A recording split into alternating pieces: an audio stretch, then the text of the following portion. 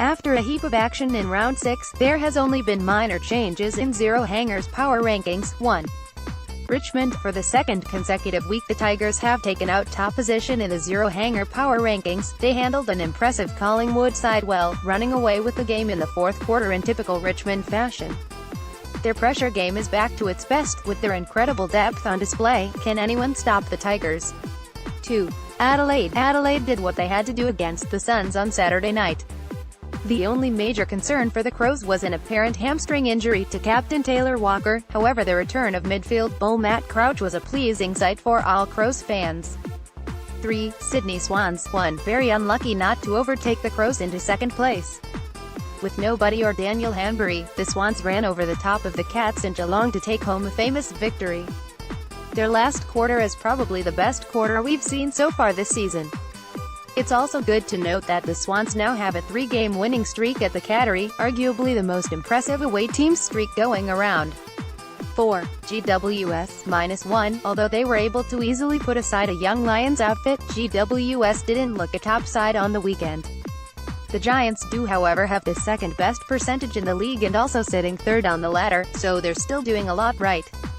With Geelong and West Coast at home in the next 2 weeks, it will tell us if the Giants are the real deal in 2018.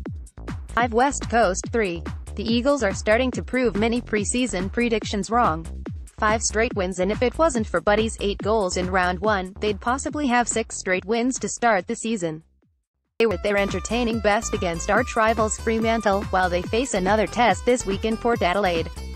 They look finals-bound, however they need to start beating fellow top 8 sides to cement their status as a contender. Perth, Western Australia, April 29. Luke Shuey of the Eagles looks to pass the ball during the round 6 AFL match between the Fremantle Dockers and West Coast Eagles at Optus Stadium on April 29, 2018 in Perth, Australia. Photo by Will Russell, AFL Media, Getty Images. 6. Hawthorn. The Hawks didn't look great against an inaccurate St Kilda side, but Isaac Smith and Luke Bruce's form got them over the line. It's still hard to get a proper read on the Hawks, but they should beat Essendon this week, whereby the real test is on Friday week against the Swans at the MCG. Port Adelaide. We still can't trust the power. However, the demolition on the Kangaroos on the weekend was enough for them to retain 7th spot on the rankings. 8. Geelong -3. Everything was going to plan until the last quarter for the Cats. They lost the last 12 clearances to the Swans, which ultimately decided the ballgame.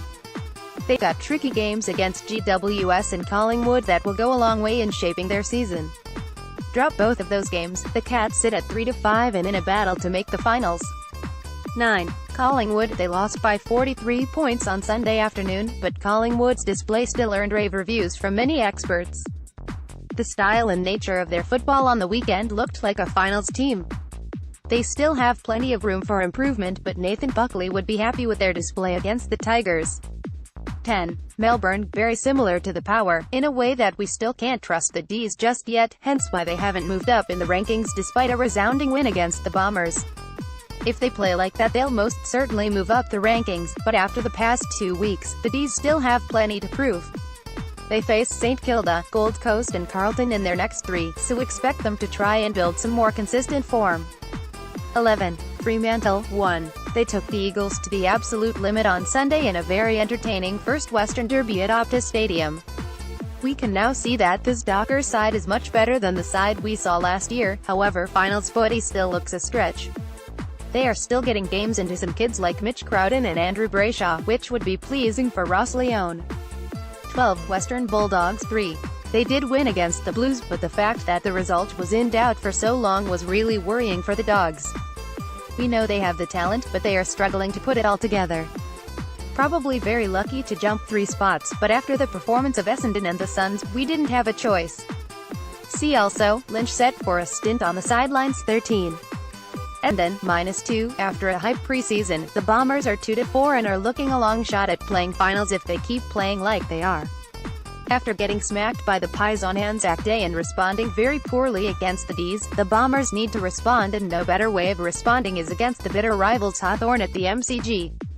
14. North Melbourne. After an impressive win against the Hawks last week, this loss against the Power somewhat puts their season back a notch. They still look strong defensively, but are still lacking the quality and consistency to play in September. 15. Gold Coast -2, they sit at 3-3 in percentage out of the 8, but that is extremely flattering. They are 16.2% less than Melbourne right above them, and 38.2% less than North Melbourne in 8th, which tells a massive story. They were disappointing against the Crows, but no one really gave them a chance anyway. 16. Brisbane, outclassed by the Giants, and other than the Bulldogs in round 8, we can't really pencil in a win until round 16 against the Blues. Could we seen another wooden spoon off in 2018? 17. St Kilda, their kicking is appalling, which is the worst we've seen in a while. They look a bottom 4 side and it should be where they'll finish this year. They've kicked 52 goals, 76 behinds, 41%, which if it continues will be the worst since Richmond kicked 152.231 for accuracy of 40% in 1964. With the losses only going to pile up, when will Alan Richardson come under real scrutiny? 18. Carlton, another disappointing display against the Bulldogs, but they were without Mark Murphy, Matthew Crosser and Sam Doherty, but it's no excuse. Another awful showing in a primetime fixture, which makes you wonder what the round 11 Friday night clash against the Swans will look like.